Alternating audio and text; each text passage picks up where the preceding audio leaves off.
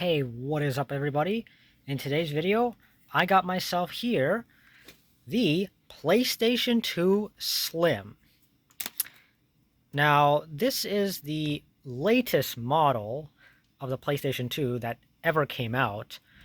Of course, you have the big fat model with the expansion bay for the hard drive, which was seldomly used. The only major game that required it was Final Fantasy 11 off the top of my head. But yeah, aside from that, um, really, most PlayStation 2 games could work on this. Um, and I gotta say, it is incredible, especially for the time, how they were able to just cram the PS2 in such a. They take the original size, which was significantly bigger than this, and just cram it into such a flat device. It really is quite remarkable. Um, Although I could have done without the gloss though, because this stuff, I don't know if you can tell, but it does have some scratches here and there. Now, as you can see from the price tag, I got it for $20.49. It was a little bit more, a little bit less than that, maybe about 50 cents less or whatever, because I had a small little discount code. It would have even been cheaper, but I did not bring my other coupon, which would have given me 20% off this, which would have brought it down to around $16 or so. But hey, whatever. I mean, I got this pretty dirt cheap, which is a good enough deal for me, anyways. So you can see on the front, of course, you got the memory card slots and the controller slots, two USB ports, the disc eject button, the eject button for the disc tray, the power button on the side over here. Now, if we turn to the back, back side, we got the Ethernet port, which is now built into the system. You've of course got the TV port. I forgot what it's actually called, but this is basically what you need to connect the device to the TV. It's actually the same one on the PlayStation 1, and the PS3 would also use it. So hypothetically, you could use the same plug if you wanted to connect your PS1, PS2, or PS3 to a CRT, and it would work just fine. And of course, we got the figure 8, which is now actually in the shape of a circle, because before one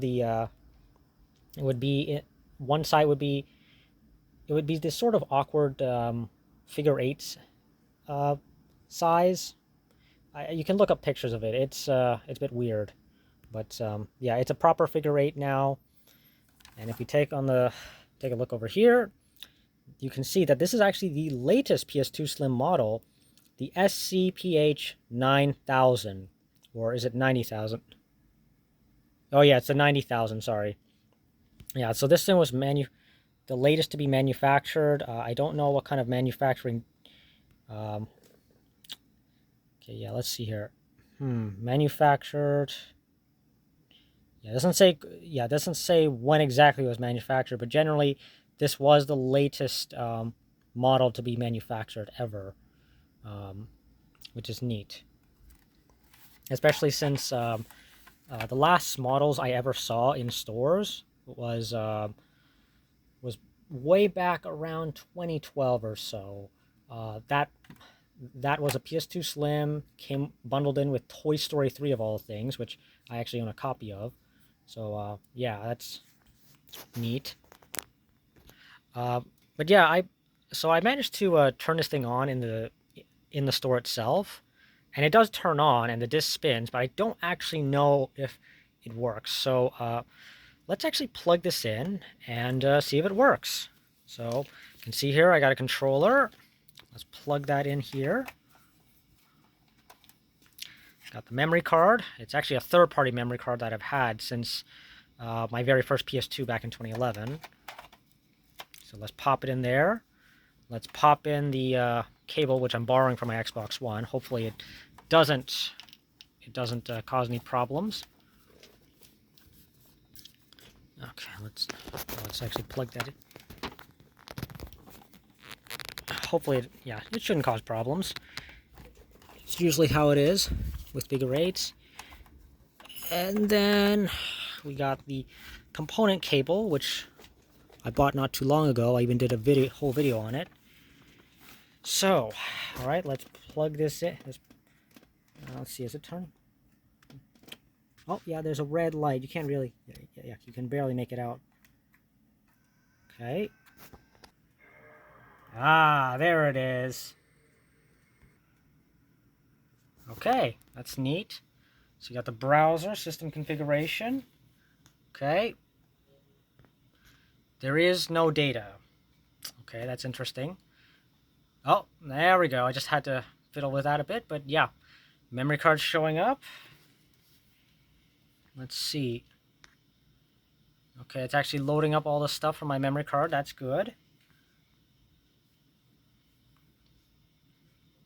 Yeah, I got Sonic, Driver San Francisco, Pac-Man World 3, Time Splitters, SOCOM, Ghost Recon, Sonic Unleashed. Yeah, so let's actually pop in a game here and see if it works.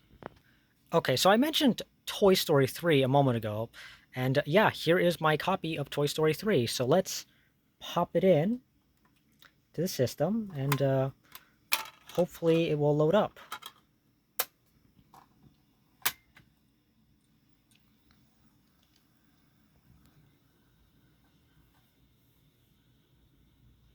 All right. Oh no. Please insert a PlayStation or PS2 format disc. Oh no. Okay. Okay, it doesn't like the Toy Story 3 game disc. Let's try something else. Okay, so I tested a bunch of PS2 games off screen, and all of them were giving me the same message as before. But now, I have a DVD copy of Sonic X, the TV series. So let's actually try it out and see if it works. Okay, so unfortunately, it did not work. It just kept returning me either a black screen or just brought me back to this menu right here. So unfortunately, it doesn't look like the PS2 system is working, sadly. At least the disk drive anyways. I mean, the controller plugs in, the memory card plugs in, it plugs into the TV, but everything else, it just won't work. Now, if we take a look here, yeah, okay, so I'd love to know,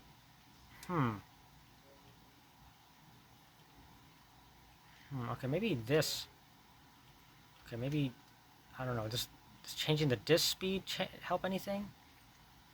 I really don't know.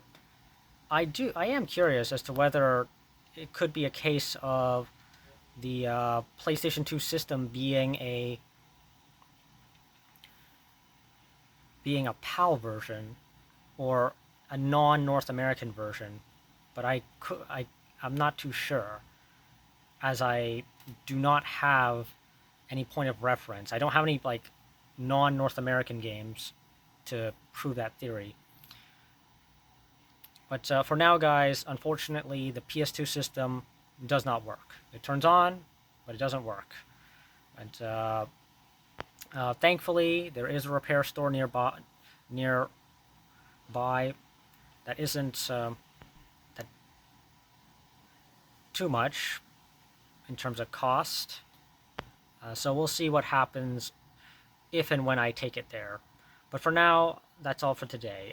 If you like what you saw and want to continue seeing more of these sorts of videos, as always, like, comment, and subscribe, and I will see you next time. Good night.